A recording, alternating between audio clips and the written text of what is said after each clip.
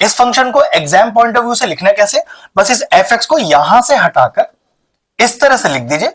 ये लीजिए आपका ये फंक्शन रीडिफाइन हो गया। अब रीडिफाइन फंक्शन को हमें ये चेक करना है कि भाई ये डिफरेंशिएबल तो होगा, लेकिन कौन कौन से पॉइंट्स पर होगा।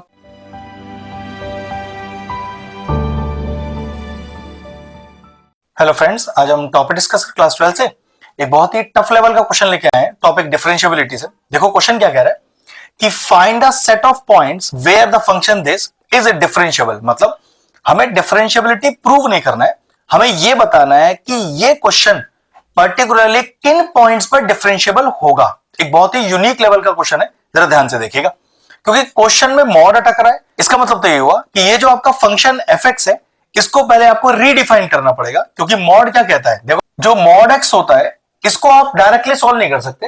पहले इस मॉड को आपको दो फंक्शंस में तोड़ना पड़ेगा। कैसे? अगर ये पूरा पॉजिटिव वैल्यू निकलेगा तो गारंटी है वैल्यू जीरो से बड़ा या जीरो के बराबर होगा, लेकिन अगर ये पूरा का पूरा नेगेटिव निकलेगा तो ये वैल्यू जीरो से छोटा होगा। ऑब्वियस सी बात है, अगर कोई वैल्यू पॉजिटिव है तो या तो जीरो हो सकती है या तो जीरो से बड़ी हो सकती है, और अगर नेगेटिव है तो जीरो से छोटी ही होगी। इसी तरह से हमें अपना फंक्शन भी रीडिफाइन करना है, मतलब फंक्शन को स्प्लिट करना है।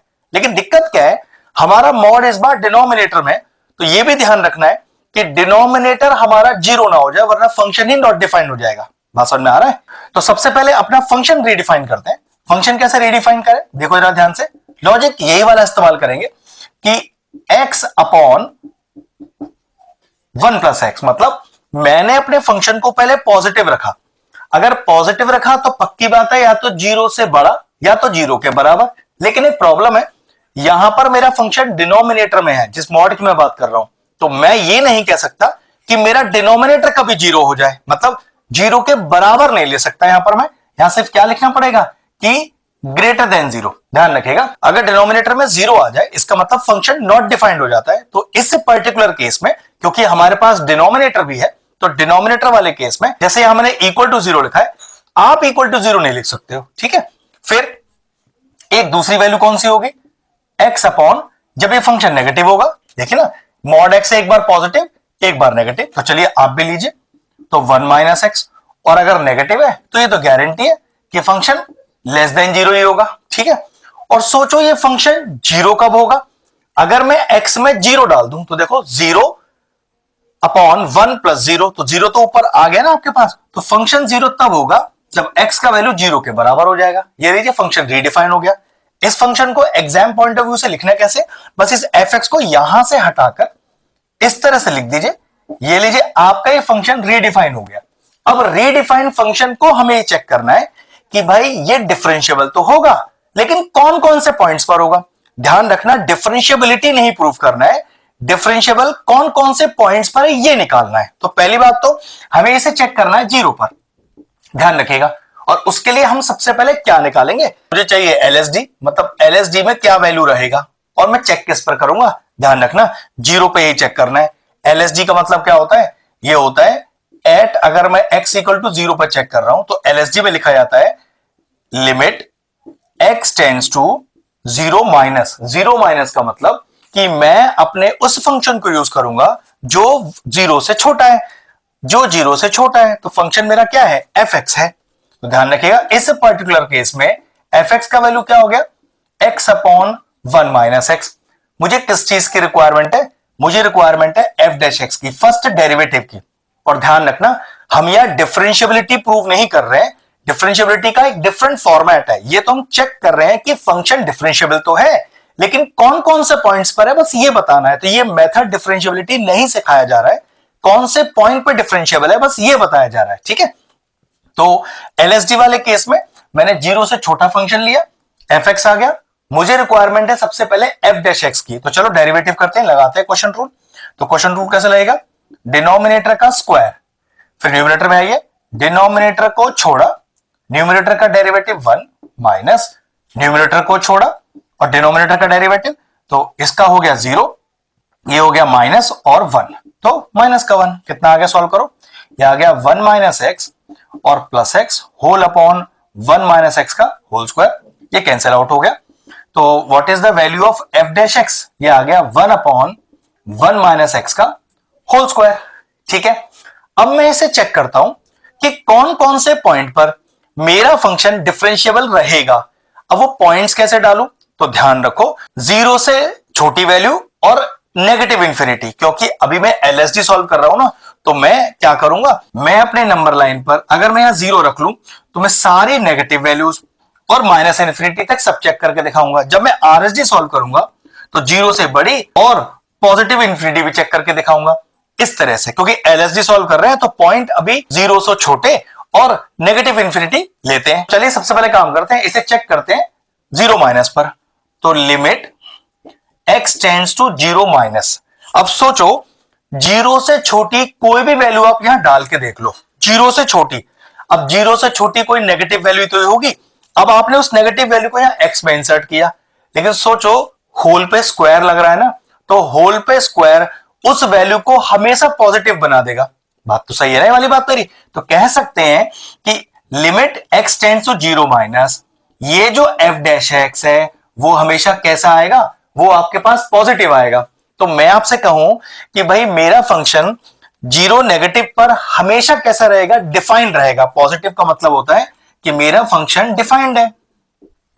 ऐसा मैं कब कहता कि 0 नेगेटिव पर डिफाइन नहीं होगा, तो ध्यान रखिएगा जब आपके डिनोमिनेटर में या तो 0 आ जाता या फिर अंडर रूट में नेगेटिव साइन आ जाता।